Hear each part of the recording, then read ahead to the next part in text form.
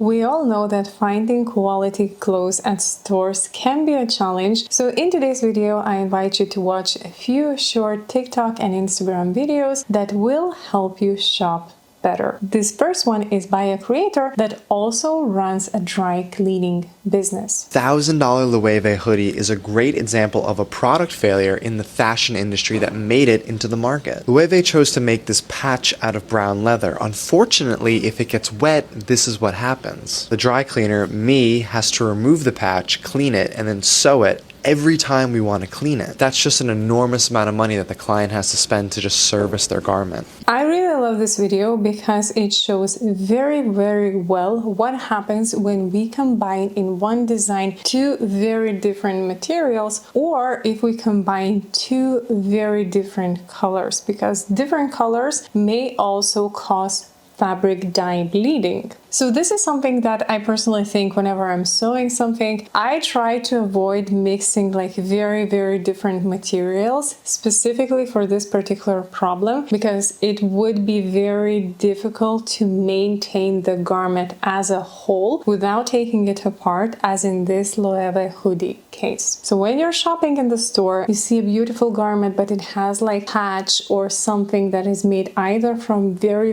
different material, or if it's made from very contrasting color, always think about how you're going to maintain that garment, because either the fabric dye might bleed into the fabric or the patch fabric may shrink after a wash. So I personally typically stay away from garments that uses very different materials. By the way, this particular creator has tons of great videos about how you can buy better and how you can maintain your clothes better. I highly recommend checking his account out if you want to shop better and enjoy your clothes more. I will link it in the description box down below. Now moving on, let's see the next video. So this video has no sound, but it says maturing is realizing all of this is just plastic, and we see a store and where lots of clothing assumingly are made using polyester or similar synthetic materials. Now this is unfortunately the reality, that a lot of clothes nowadays do consist of synthetic fibers. Now personally, I know I will have a bit unpopular opinion here. I don't necessarily think that all polyester or synthetic fabrics are bad, and sometimes synthetic fabrics can actually extend the comfort of the garment or extend their wearability. More specifically, I'm thinking about elastic. When you add a little bit of elastic into a woven fabric, it just stretches out a little bit more better, making it more comfortable to wear, and also it gives better recovery. So if you use it in athletic wear, it doesn't stretch out as quickly as without using it. However, where the issue is with polyester and synthetic fibers is that it's added in so many garments where it's completely unnecessary. Now, one particular example that comes in mind, because it happened very recently for me personally. I was shopping online, I was buying something for my son, and I was buying in the store that typically has like very sustainable fabrics. They have good designs, great quality, and I saw that they had like women's socks on sale. I needed a pair of socks. I put it in the cart without much thinking, and when those socks arrived, they were made from 100% recycled polyester, which in my mind I did not even assume was a possibility, because I assumed that those socks will be made from cotton. So now I have those polyester socks. They are so uncomfortable. They make my feet sweaty and yet cold at the same time, and they are nothing compared to cotton or wool socks that I typically buy. So for me personally, this is an example of extensive and unnecessary synthetic fiber usage, because for the same price you can definitely make the cotton socks and they will be much better in terms of comfort and wearability compared to the ones made from polyester and synthetic fibers. So if there's one tip that I can give you, is definitely, if you're online shopping or if you're in store, always read the label and see exactly what type of composition of the garment you're buying, how much polyester it has, how much acrylic it has, how much rayon it has. Not necessarily so that you can completely avoid it, but to avoid it where it's unnecessary. Like in the socks, the example that I mentioned, if you're buying like jeans with polyester are so sweaty, they will make you feel so hot so unnecessarily. So definitely look for the jeans that have cotton or a little bit elastane in it. Same for the hoodies, sweatshirts. The ones made from 100% cotton will feel so much better than similar hoodies or sweatshirts that are made using polyester. Now, on the same topic of buying natural fibers or synthetic materials, this creator has a very interesting video. Labels on all the clothing I was buying, I realized that I was only buying polyester or plastic. So for 2025, I'm gonna switch one item out at a time so that I can have a closet that is not full of plastic. I'll be posting about it all, so hopefully you'll join me and we can have a non-plastic closet.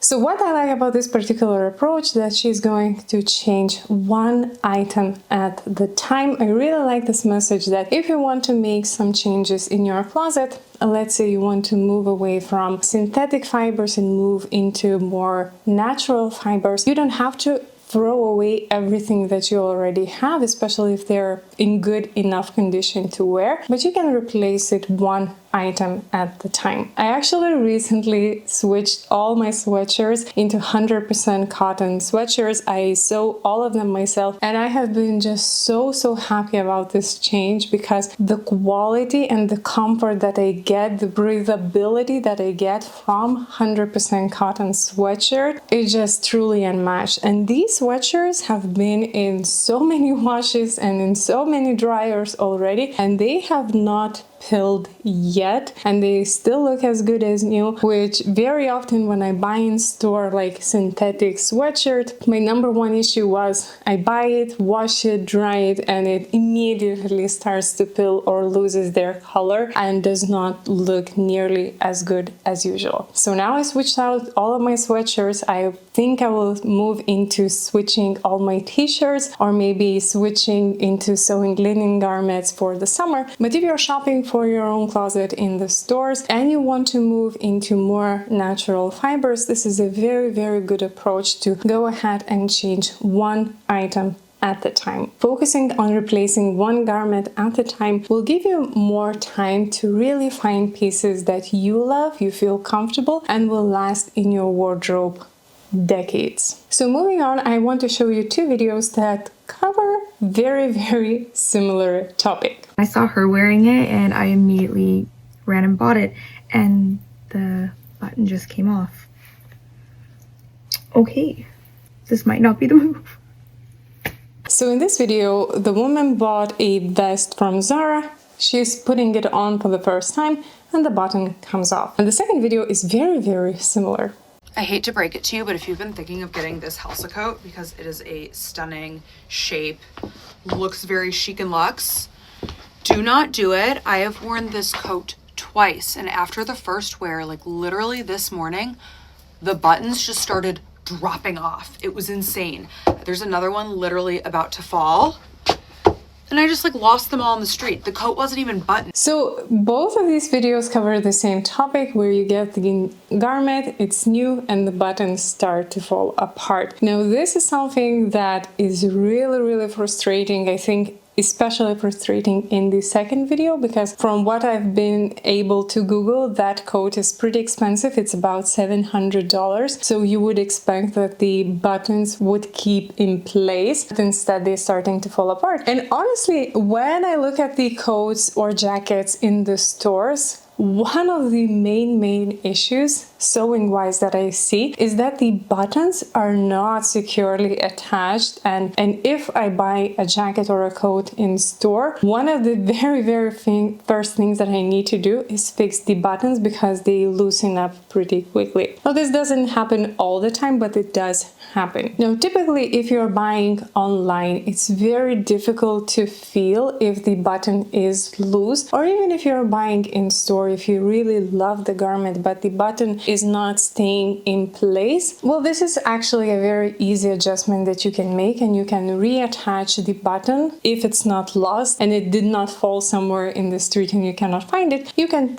very simply reattach it by using a thread and a needle, which is, by the way, one of the reasons why I always have like tiny sewing emergency kit in my bag, just in case I need to do some quick sewing or someone else around me needs to do some quick sewing repair. So while yes, loose buttons are very annoying and this is not something you should expect from a new garment, especially if you pay like $700 for it. It is a problem there. It's a very common problem, but you can quite simply and easily solve it at home by learning how to sew the button on yourself and make it truly last. Now this next video is not going to be very pretty to watch. So the video says absolutely heartbroken for the person who paid actual dollars for this from Shein. Can we do better in 2025? And we can see that the dress has the design printed on it versus actually sewn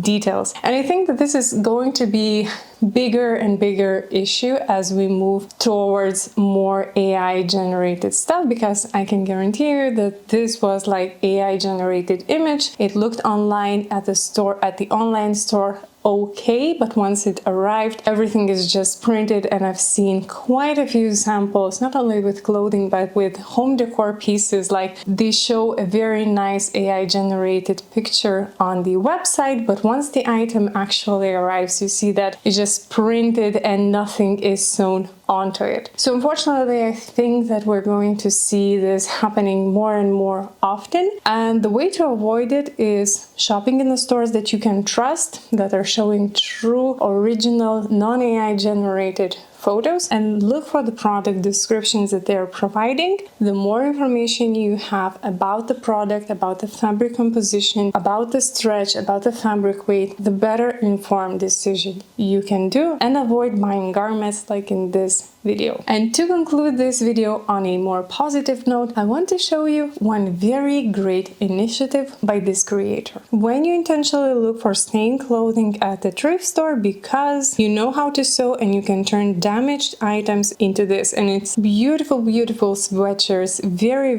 creative, and I just love the creativity of this sewist. She is showing how to take something that is stained. It's most likely not going to be bought by anyone else in the thrift store because it has stains, damages, but she is able to pick these items and turn them into something new. And I just love this idea. I love refashioning. I love using these creative ideas and turning unwearable garments into true art pieces. So here are all clothing shopping videos I wanted to share in today's video, and I hope that you learned a thing or two. Thank you so much for joining me today, and I will see you next time. Bye!